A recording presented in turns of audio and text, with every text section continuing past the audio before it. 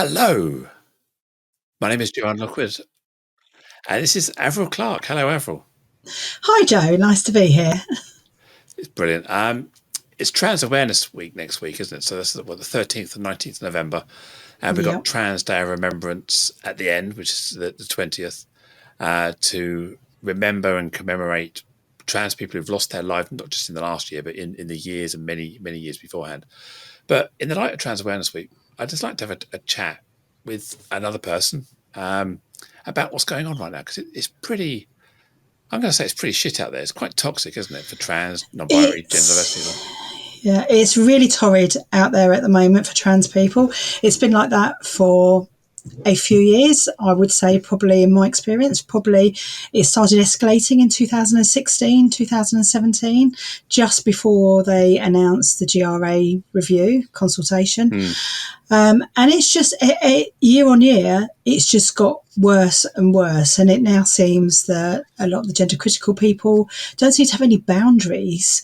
There's no overstepping the line, because the line is so far behind them these days that they think that they can say and do anything without having any repercussions. And it's horrific for trans and non-binary people.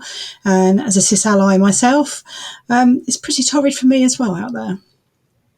Yeah, it is. And I think you're right. I think the GRA reform sort of messed about by Theresa May in 2018 was kind of the beginning of this kind of, I don't know, the backlash, for want of a better way of putting it, or this, we've prodded the hornet's nest, and everyone's come out and they're now feeling they have a debate. And the thing that really frustrates me is, for whatever reason, trans people, or people with the protected characteristic of gender reassignment, there still seems to be permission in society to debate our existence. If we were debating Black people, people of faith, people who are women, people who are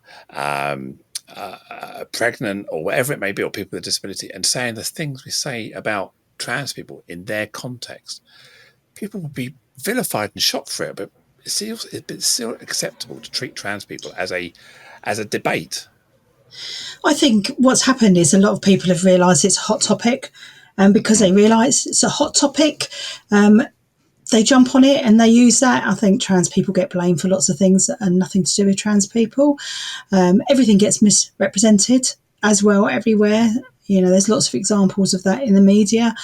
And all the time it is up for debate. But I just don't understand that, because trans people have been around since forever, in different guises. Many people were a bit more hidden as well from visibility. So it's good that people can be more transparent about who they are, but along with that, it does bring this heap of abuse. I mean, just look at the recent race for Prime Minister, between all the candidates. The trans question, was used. I mean, even before that, it was used. Boris, everybody uses it as an excuse to attack everybody. And then you've got something like the conversion therapy ban. And people are saying, yes, it's fine. Yeah, we want to ban it. It's abhorrent in all its forms. And we'll ban it for everybody except trans people. But why would that be? Why would you ban it for everybody? If it's abhorrent no matter who is on the receiving end of it. So all the time it comes down to trans people. I just don't understand. Really don't. If we were talking about converting straight people to be gay, or converting cis people to be trans, people be going, you can't do that. You can't do that. So it's no different trying to say that we can convert a gay person to be straight. It's the same thing. You can't convert a trans person to be not trans. It's a complete myth. You can't, but then what you've got is a lot of the gender critical people have also jumped on that, and they are using the trans in the gayer way, which is a phrase they seem to use quite a lot at the moment. But there's no way, if you were gay, it would be far easier to be a gay person in the world these days than it would be to be a trans person. It's not an easy opt-out. It's not a fad. It's not the lesser of two evils. And it's still hard, even being gay in society today. But for some reason, they just seem to think that, we're turning all these trans kids that were gay kids. And don't get me wrong, trans people are gay, or can be. You know, there's straight and gay trans people as well. But nobody chooses to be trans, and nobody would go through everything that trans people go through, you know, not in a million years. I often say to people, it would be a lot cheaper and more socially acceptable to buy a Harley It would be. Davidson in my midlife crisis than gender transitioning. You know, it's just not something you do lightly on a whim. To say it's a fetish or living out some sort of fantasy is like absolutely ridiculous. It's a significant mental and cognitive load to It is. deal with. It's a real difference in your life as well. So my wife is Lucy, and she's, for anybody that's listening, she's a trans woman, and she often says, you know, when she was hiding away and pretending to be somebody else, she could walk down the street, she could go and do absolutely anything, and nobody would bat an eyelid at her. You know, they wouldn't stare, they wouldn't be doing anything. But everything that we do in our life, and not everything, actually I'm lying, because the majority of our life we live fine, but there are times that people will stare, or people may make stupid comments. Quite often, actually, we get people that come to us to talk to us because they've got a trans friend or a trans family member. But we never got any attention before. We were just two heterosexual people, so it appeared to everybody, just living our lives, and we could go under the radar. But I think when you're trans, especially when you transition when you're older, there's no under the radar for anybody, because you've already lived part of a life. And that plays into mental health, that feeling of imposter syndrome. I'm not good enough. I can't pass your test. You know, almost like feeling pressured to have surgery, facial hair removal, corrective this, corrective that. You almost like you feel on this conveyor belt to live up to other people's expectations, which really, really puts a lot of pressure on you. It does put a lot of pressure, and I see that because I sit in the community. So I speak to a lot of trans people, plus we run a helpline as well. So obviously on the helpline, I do speak to people, not as a matter of course, and mainly it's trans people that are answering the calls. But if there's an overflow, which unfortunately at the moment there is a lot, because people are worried and they are scared, you know, it's not easy. It's not easy. It puts a lot of pressure. People's mental health really is in the gutter. I think a lot of trans people and non-binary people are really, really suffering, because I think when you get the relentless onslaught, especially on social media, and you've got people that believe everything they read on social media as well, and believe that they can't walk out their house without being attacked or somebody assaulting them, when actually in reality that isn't the truth. But you watch things on social media and you think to yourself, how can anybody go and live their lives? And you know, if you're feeling insecure and you haven't got a supportive network around you, or you're living on your own, I think it makes it even harder, really hard. And it's not just social media. I mean, I'm an Apple iPhone user, and I have the Apple News, and I open the Apple News and it posts Telegraph and Sunday Times and Times articles on there. So I'm just browsing through news of the day, and there's always, every single day, a trans critical article with some sort of like attack. And you think, well, hang on a minute, I can't even read the news without seeing something about me. It's not the toxicity of Twitter. This is mainstream media outlets, and that's the worry, I think, for me. Well, mainstream media is absolutely horrific, and they are responsible for a lot of the hate that is going on social media as well, because they perpetuate things. They don't report the truths, so they take an element of something. And I think a prime example of that is all the hoo-ha that went on about chest feeding and pregnant parents. So, you know, when a hospital down in Brighton decided that it was going to change its terminology, not for everybody, but to the relevant service users, so for trans men and non-binary people, so they were going to use chest feeding for them instead of breastfeeding, and they were going to call them pregnant parents rather than mother or father. All the media outlets just picked up on it and said the terminology for all breastfeeding is now going to be chest feeding. There won't be such a thing as a a pregnant woman or a mother. Everybody is now a pregnant person. And it was like, that is not what was in their policy. And even when you pointed out to some people, go and read the policy, they were like, no, I don't want to read it. I believe what I've seen in the paper. And you're just, it was just unbelievable. And that's just one small thing about where it is misinterpreted by the news. And people believe it. People read the headlines. My mother, who, bless her, he's nearly 90. Unfortunately, she is a Daily Mail reader because of her age. But she doesn't read in the articles. Everything, she'll say to me, oh, look at this that's happening. And it will just be based on the headline, not on the body of the article at all, which is horrific. And then she'll then speak to her friends and they'll all believe the same. So much misinformation around the GRA reform. I mean, everyone's talking about self-ID. I can wake up tomorrow and suddenly identify as an Apache helicopter, whatever the myth they keep saying. But self-ID, or I would prefer to call it self-declaration, because it's all about, you still have to do a statutory declaration. There's still a process. It's no easier than getting married or getting a divorce. The same process will exist. Calling off period, evaluation still. We're just trying to simplify the process so that we haven't got psychiatrists involved, which takes 5 to 7 years to get through the gender identity clinics these days, to get access to people who can give you the report, to get the GRC. And it's just completely mind-blowing that I transitioned, 6-7 years ago.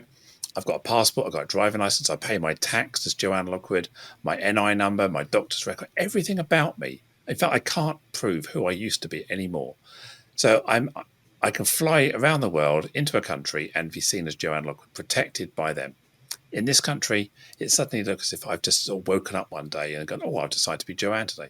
And the crazy thing is, we have people who are gender critical just proving the point by changing their name on their driving license to prove a point, and which is, nobody does it to prove a point, do they? Nobody does it to prove a point, and also nobody goes and self-IDs and goes through all that process, making the declaration, to then go into a toilet to assault a woman or intrude onto women's spaces, which is what they're all about. And they also misrepresent, because we're talking about the Gender Recognition Act, which then enables a trans person to have a gender recognition certificate, so people can then go and change their birth certificate, which is absolutely fabulous. But it's not about the Equality Act. The Equality Act 2010 covers the single-sex spaces and all the other things. And it seems to be, at the moment, the gender critical people believe that the Gender Recognition Act will change the Equality Act, and it doesn't at all. And I'm just astounded that they don't understand how they've mixed the two things together and coming up with 10 or something. It's just ridiculous. Yeah, I'm confused on the debate and the argument, because most of it is just false flag stuff. It's just distraction. It's unsupported myths, and unfortunately, there is no middle ground. It's two perspectives. It's hard to have a conversation. Nobody who has a gender critical view wants to listen to anybody. I mean, they certainly don't want to listen to me as a trans woman, not at all. I mean, do you have any more luck as a cis woman having conversations with people who are critical? No. I would like to say that I do, but I don't. I think I get given the same abuse that trans people get thrown at them as well, because I'm supportive. I'm a cisgender woman and I'm supportive of the trans community. Yes, my wife is trans. However, my experience of trans people goes back to the 70s, actually, when one of my friends transitioned, probably in 1975 or 1976. So I've had that affiliation with the community, and what these gender critical people don't understand either is they've been sharing spaces with trans people. I've been sharing spaces with trans people.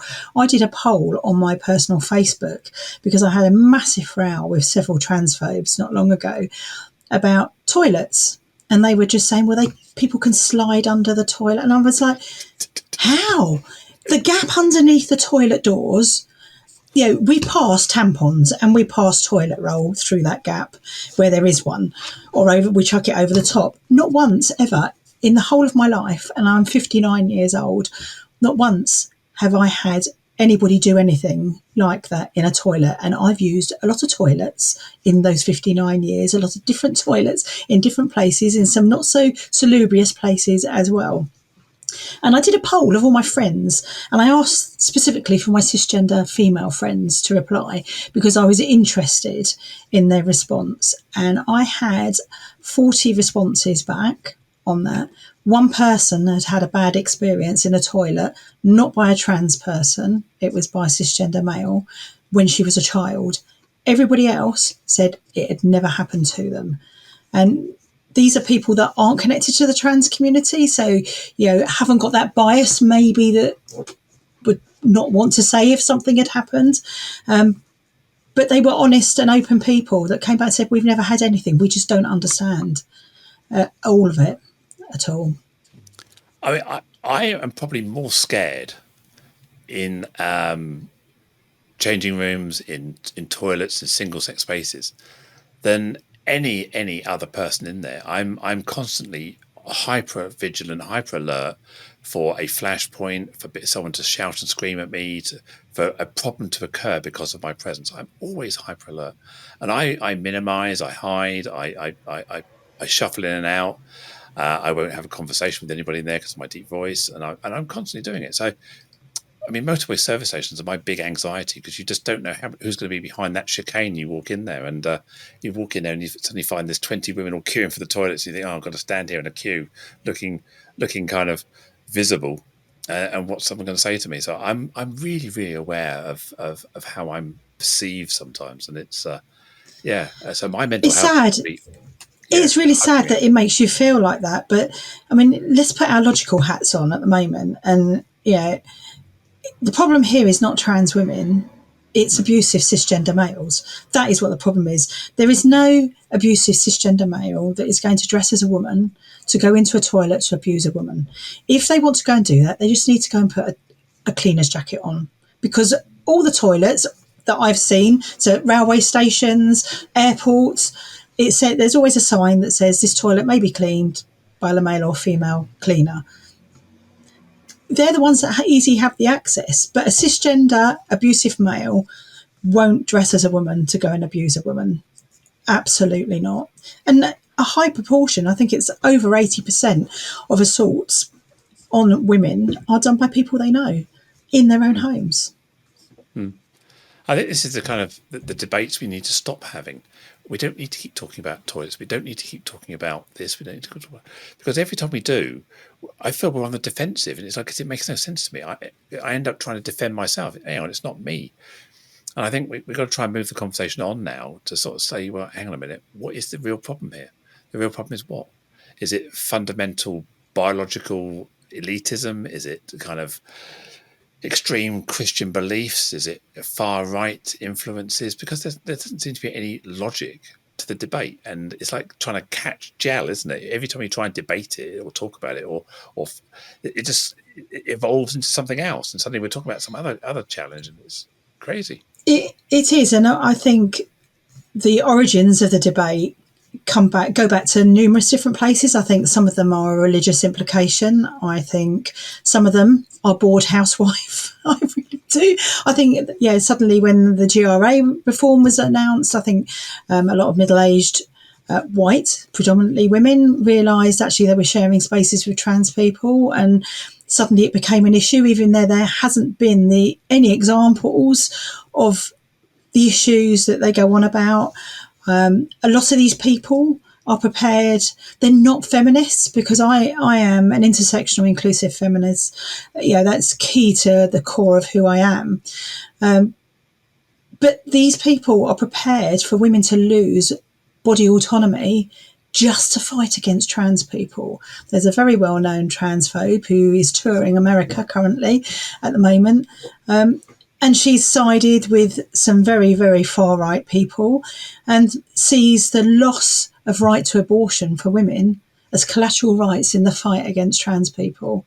Now, if you're a feminist, losing right to abortion is horrific. You shouldn't be losing that. And what people don't understand, specifically trans women as well, with trans women and women, cisgender women, all women together, are fighting for the same things. You know, trans people never leave the cisgender people behind in their fight. However, cisgender people always seem to leave the trans people behind. And that's what I can't understand. Because for me, it's all or nothing. Avril, thank you so much. I know you're a passionate ally. You do a lot of work with supporting other trans people, their partners, their families. If someone's listened to this, how can they get hold of you? Because I know you like to talk to people and support people. Oh, yeah, I talk all the time. They can email me, which is Avril Clark without an E at transradiouk.com. So that's trans, as in trans radio. I'm on Twitter. I'm on Mastodon now. That's a new one for me. I'm on Facebook. Literally, you can just find me anywhere. If you just put in Avril Clark, I usually pop up on anything. And I also, yeah, that's probably the best way to get hold of me. Thank you, Avril. I appreciate your time today. And for anyone who's watching and listening, please do make contact. If you're not sure, please like and share. Click the subscribe button, ring the bell, like we do on these sort of things. Finally, my name is Joanne Lockwood. I am an inclusion belonging specialist, trans woman in her 50s, and also a partner to a cis woman and two fantastic cis children. So thank you for bearing with us today, and I hope to see you again in another video soon. Take care.